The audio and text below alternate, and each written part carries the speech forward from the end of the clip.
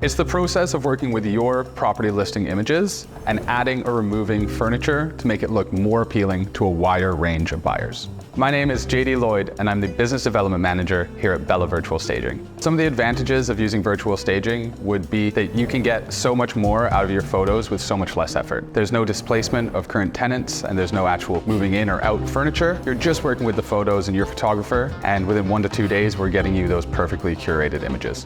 Physical staging can run you anywhere from $2,000 to $10,000. However, with virtual staging, what we're looking at is much closer to $30 to $40 an image, and with a turnaround time of just 1 to 2 days. Another benefit would be that you have full control. So if you don't like some of the staging, or there's some aspects that you know don't line up with your buyer's vision, you can quickly ask for those edits and have them done in just 4 to 6 hours. Realtors, real estate agents, property managers, developers, home builders, and other real estate professionals all use this virtual staging service to help potential buyers visualize a space's full potential.